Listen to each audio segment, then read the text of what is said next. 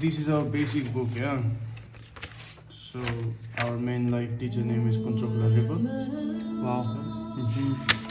And this is our first drawing, which you're gonna try today. Perfect. Yeah. Which is the leaf? Yeah, which is the leaf. Leaf is the most like basic drawing. Yeah. So you can image it, yeah.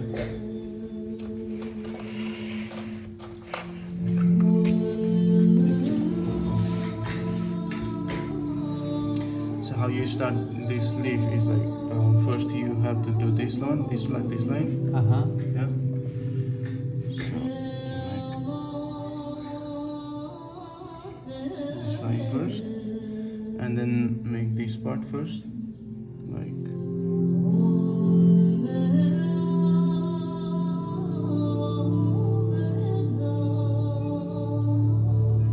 And then this part.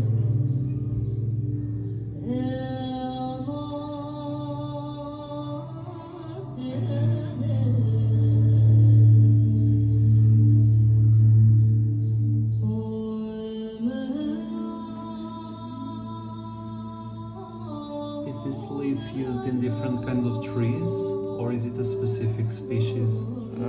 No, I think like it's almost used everywhere in Thangka. Yeah. Brilliant. Yeah? Okay. It's just a way like how to start and how to Yes. do it, yeah? Perfect. So you can do it. All right. Here I go. You can use this Thank one. you. And give you an eraser. Oh, sorry. Any specific requirements? Any rules that must be followed? While you practice Thangka or like while you're drawing The leaf. leaf? You just need to catch this, how you say, feeling or expression, you know, the way it is. It has kind of like flow on it. So the curves, the movement of the curves, Yes, yeah? yes, yes. And the most important, I think, is the leaf, you know. If you understand leaf, then everything will be so easy.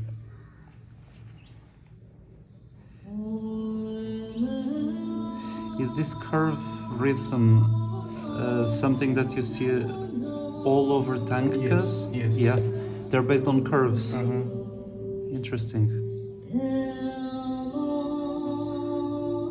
Because it's almost the opposite in Western art. What do you mean? Western art usually it's more based on. They still have curves, but the curves are disguised into zigzags. So it's like the change of the angles is more emphasized. Think of, I'm not exaggerated, but think of Van Gogh, you know, the zigzags.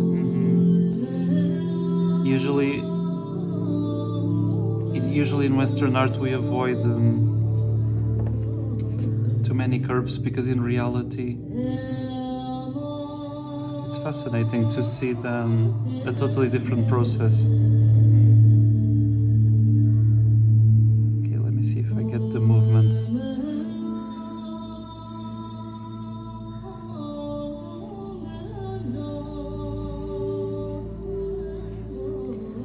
That needs to be thinner.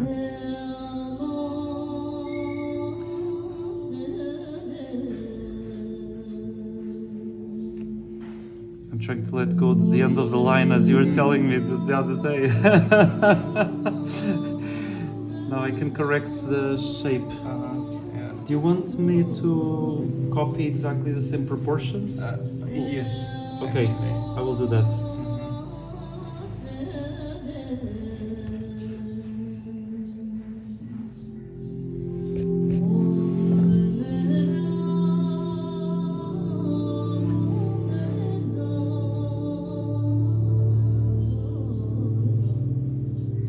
And the other thing is like if we do it like every day for 2 weeks, like I think it's not enough until we make Thangka.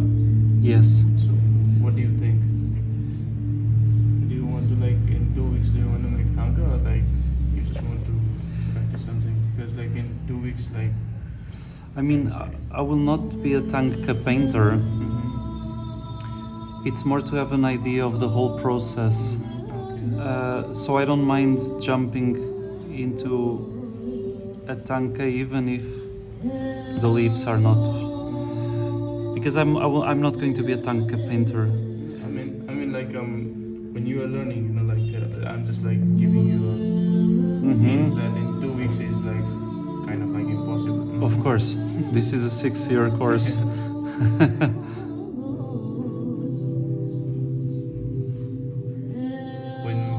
When I started, Yeah. like, our teacher gave us like 3 weeks just to make this leaf, you know.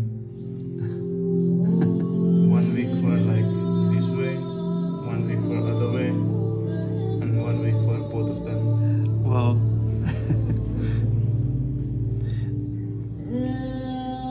Did you find that this training creates very fine control of the curves? Yes, and control of your mind as well.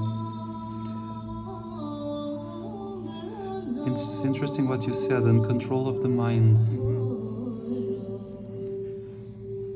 So by that do you mean stop the thinking, the overthinking, Yeah. stop the ego?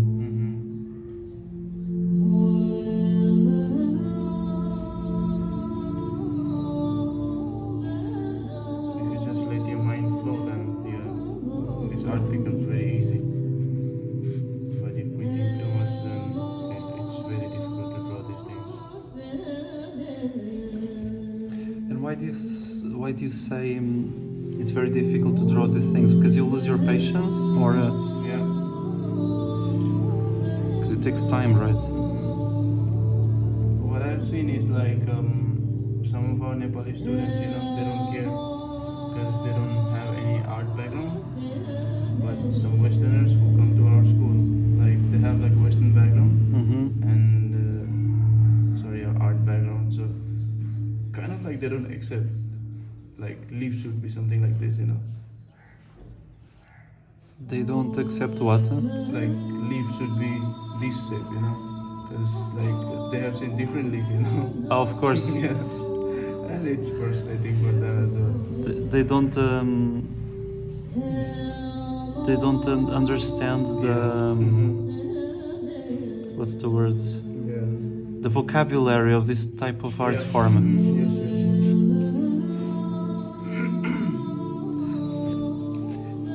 Do some Westerners also take it too seriously? Like, do you also get this kind of fanatics? Yeah. They're even more fanatic than the Nepali. Yeah.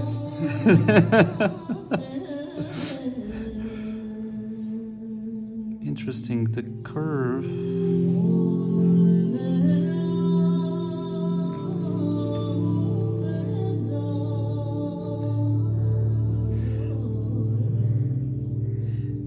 So the rhythm qualities of the thick and thin. So usually it starts thin, then it thickens in the middle, right? It will happen with only brush, or maybe you can make with pencil as well. But with brush it's much easier because you have like, if you press too much, it becomes thick, you know. If you lift, it'll become thin. I need to make this leaf smaller and quite smaller actually. Yeah, a good quality of teacher, you know. You can find a mistake.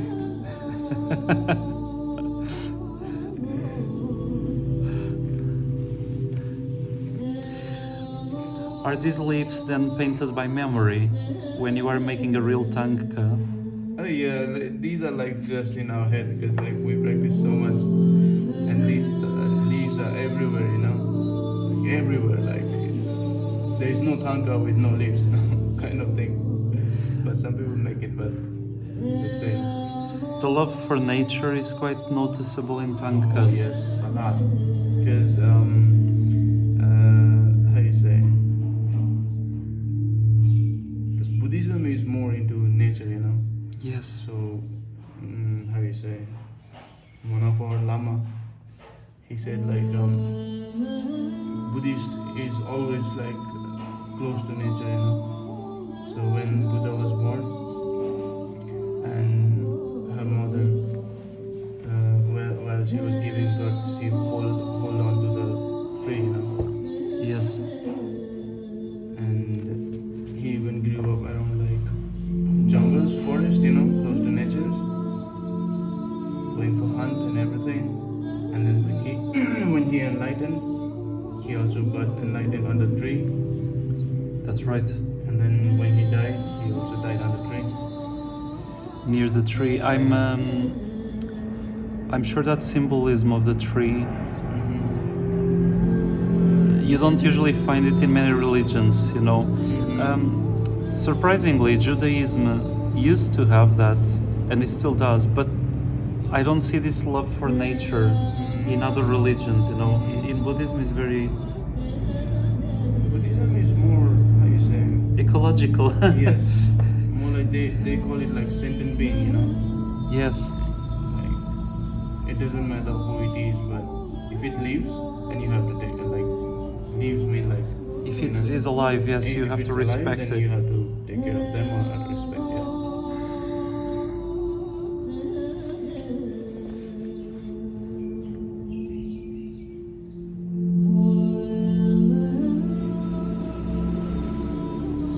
Okay. Needs to be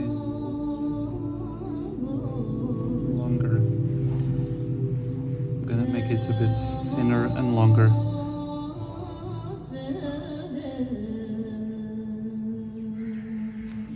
That one.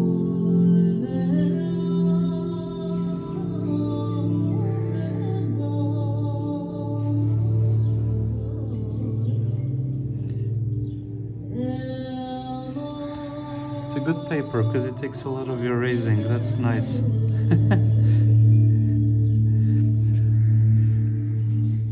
Today it's just the introduction. Yeah. Tomorrow will be a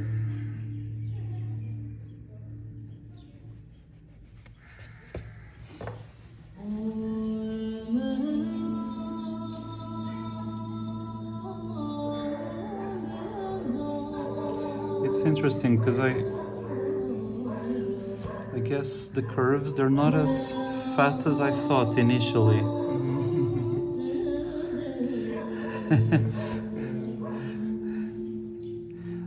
They're in our school, like they try to teach us to do in one stroke, you know. yes, Every line. But Even like these paintings, whole book was like written by our like teacher without pencil. He just, I heard like he just used brush and ink.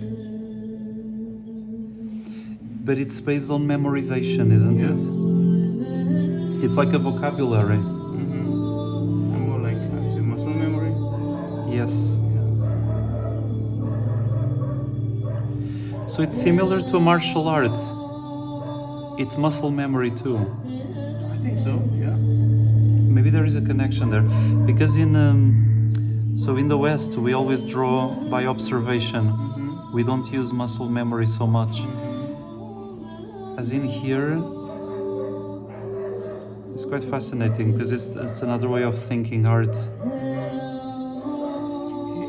Thangka is like, cause like if we see one way, like there's not so much room for creativity, you know. In one way, like Because it's a sacred art. yeah. If we see according to like Western art, like I'm sorry, like I'm comparing too much with Western art, but just to have an idea, you know, like Western art is more like creativity, yeah. Like you can create anything using like paint or just pencil, you know. But here is like you are most bound with those boundaries, you know. Like you can only do certain things in a certain way. So when we practice these things, like we practice for a month, so it becomes like more like muscle memory, you know. Like you can memorize this leaf, and when you make it, it just happens, you know. Like you don't need to really like try to do it, but it just like comes out. In the West, we used to have that with religious art, especially with iconography, Yeah. where the shapes are also symbolic.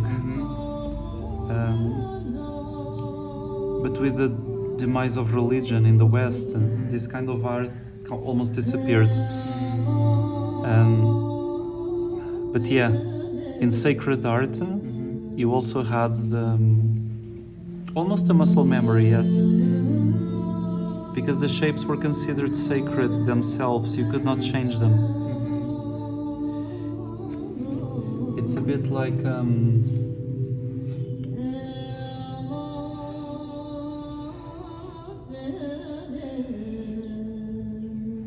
this is quite long. That's the thing, when you teach people, you'll spend a lot of time just looking, and it's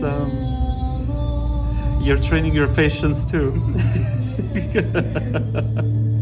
In our school, teacher don't do that actually. Of course. They just like leave you with this leaf. Then it's a like wooden board, Yes. painted black, and then you have this bamboo pencil. Ah. And tomorrow I'll show you how it's done. Yeah. And she just gives you one example. She just makes by herself and just make like few. And then you have to study. Yeah. And And you have to like make how you say 10 or 15 in one board. yes. And how many students on average? In first year, it's always like 15 to 20 people. But in second year, or maybe like half of the first year, it drops to like maybe like 10 or 12. If it's 20, it becomes like 15. If it's 15, it becomes like 10 or something. It's normal. Yeah. A lot of people just quit. Yeah. In my fine art college, I can't remember numbers now, but I think on the first year we were 25. In the last year we were less than 8. Everybody quits, This time when we graduate, we were only 3 people Exactly, from 21. exactly.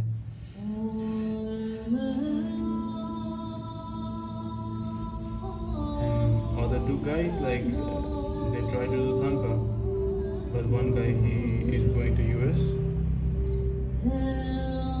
and one guy is here. Maybe he'll soon go to Spain as well.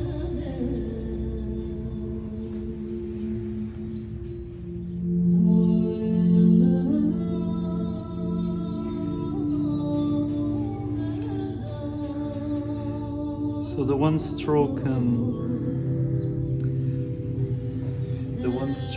thing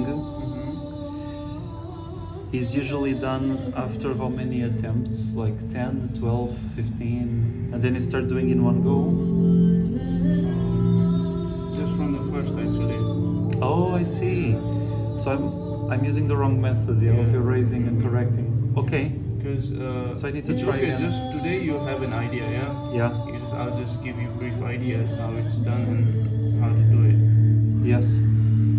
And from tomorrow we'll practice just the drawing and it's finished, yeah. I mean, nothing is ever finished, but Of course. but first pointers. What would you say to improve it even more?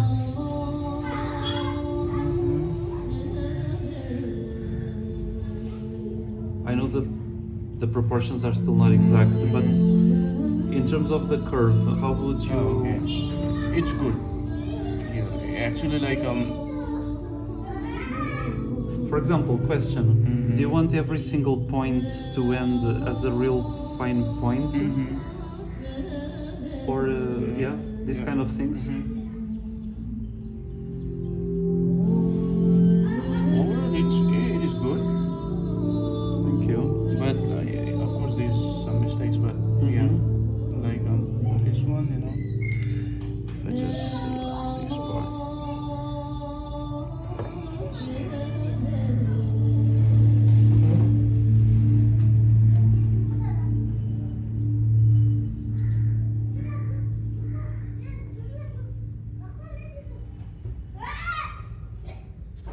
Oh, I see. It's continuously curving. Yes, yeah? yes, yes. There should be no straight No. sections. I understand now. Yeah.